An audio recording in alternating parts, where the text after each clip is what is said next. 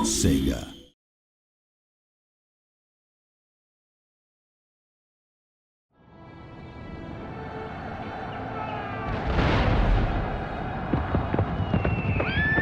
The Napoleonic Age, a time of epic land battles and naval engagements, of political unrest and widespread revolution, an era defined by one legendary general.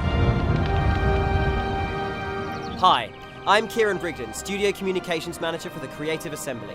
Today we're going to show you a 2-on-2 multiplayer battle in Napoleon Total War. The battlefield we're fighting over will be Waterloo, one of the historical scenarios available in Napoleon, and a battle map for multiplayer play. I'll be playing as the British, led by the valiant General Picton, whose top hat is the source of his power. My allies in this venture will be the Prussians, also a capable and standard force, very well drilled with very good elite infantry units. We'll be seeking to dominate and take the valuable middle ground of Waterloo against an opposition of a combined Spanish and French force. The early rush for the middle ground begins, with me committing as many of my troops as possible, and the Prussians doing the same in order to take as much ground as we can from our enemies, so as not to be forced back toward our defensive positions. The Spanish also move forward with speed. An army composed of heavy cavalry units is coming up on their flank, a deadly and quick force on the battlefield. I try and counter this by bringing my artillery very quickly into position. Horse-drawn artillery is absolutely key to position and movement on the battlefield. Setting this up early allows me to pound the French lines before they ever get into position, giving them devastating morale penalties and casualties before they arrive.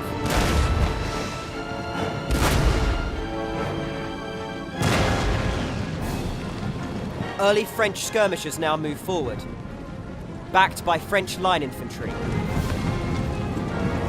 I move my own skirmishers forward, matching the French for range and reload, hoping that the better of the two sets of men will win the day.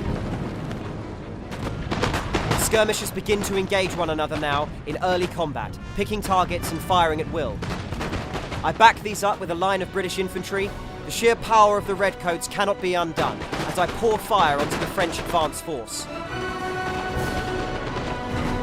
I also send in a unit of cavalry to try and quickly rout the French advance. I'm forced to turn these back, however, when I realise that the French advance force has deployed stakes, a mobile defence system that allows them to drive off early cavalry attacks.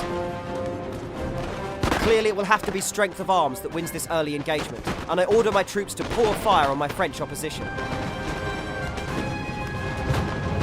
Quickly, the French try and counter with a horse charge, throwing all of their cavalry against my own men.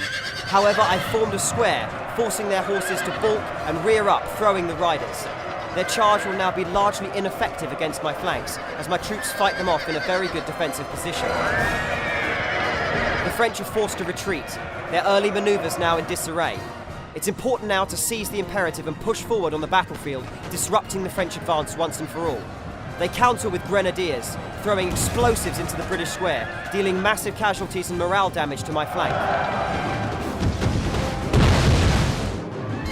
On the other side of the map, the Spanish and Prussians have now lined up against one another. Long lines of infantry rake fire into each other as they try and dominate the central position. This is a sheer test of firepower and will between the two armies. Massive bursts of gunfire go off as the Spanish seek to find an advantage over the Prussians. They see a weakness and seize it.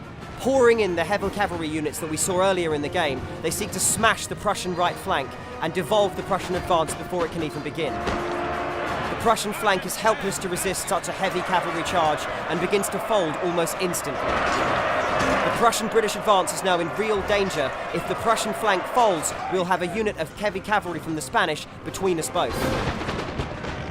In a desperate bid to stop this problem, the Prussians commit all of their cavalry in a final last-ditch effort to hold the Spanish cavalry in place. We can only hope that the Prussians can at least hold or win the day here against the advancing Spanish.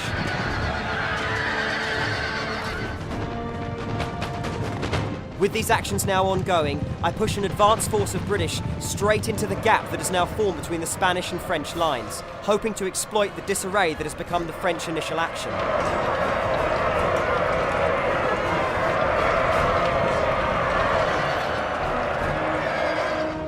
The chaos of the front line quickly yields me the opportunity to move my artillery forward and begin to pound the exposed Spanish flank. Our Spanish opposition is now in real trouble. He's pinned from the front with the might of the Prussian army and taking fire with power from the right. British artillery begins pouring grape shot into the Spanish line as the Prussians hold him in play at the front. The French are busy trying to deal with my early actions, and the Spanish now have the force of two of their opponents bearing down upon them.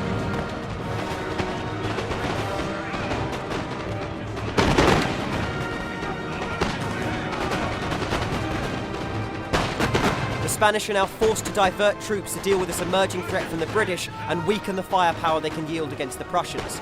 Truly, their army is now about to be divided and conquered. British artillery units hidden behind cover will now fire into the Spanish position.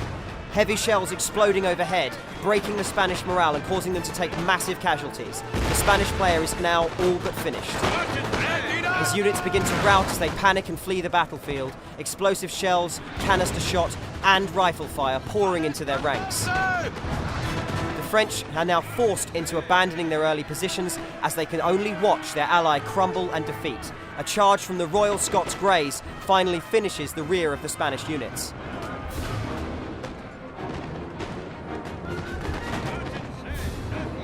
The Spanish utterly broken, we now turn our attention on France. The initial French position amongst the trees will have to be abandoned as I push forward a unit of Highland foot. These units are incredibly adept at close combat and are devastating in melee. When they commit to the French, I can only hope that by sheer force of arms and combat prowess, I can win the day. Grenades, explosions and hand-to-hand combat rip through the French line as they begin to falter and have to begin to retreat backward. The Royal Scots Greys, an elite unit of British cavalry, are now free to ride to the crest of the hill where the remaining French artillery piece is located. With a single charge, I hope to destroy their only artillery option, forcing them to use the remains of their infantry against me. My Prussian ally mop up the remains of the Spanish army and begin to turn on the remains of the French, knowing now that we've all but succeeded, barring some horrible tactical blunder.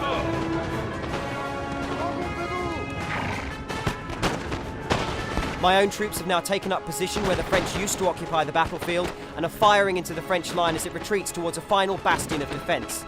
The French have garrisoned this stronghold right near the position in which they started. They fire safely from the windows, causing massive casualties to my troops and taking few damage in return. I need to find some way to liberate this position and finally push on to the final hill and crush the remains of the French army. Using the trees as cover, I begin to try and formulate some form of strategy to actually destroy the French where they stand and hopefully win the battle with a final decisive move. This opportunity comes when I retarget my howitzer cannons on the building the French have occupied. With the Spanish line shattered, I'm free to use these explosives on the garrison building. The French now know that the building is all but lost. Should it collapse on above them, all of the units inside will be killed. They run literally for the hills. The final French units involved in this battle will be the elite French Old Guard. They truly will stand to the last. It's now up to me to rout and destroy the French Old Guard on this hilltop. I send a unit of line infantry to crest the hill, explosives bursting behind their back, Union Jacks waving ahead of them as they crest this final precipice and crash into the French units. It's all over for France. They must know this is it, but they fight bravely on before surrendering and retreating from the battlefield. For Prussia and Britain, a glorious victory. For France and Spain, a hideous, shaming, personally damning defeat. Thank you very, very much for watching. This has been Napoleon Total War.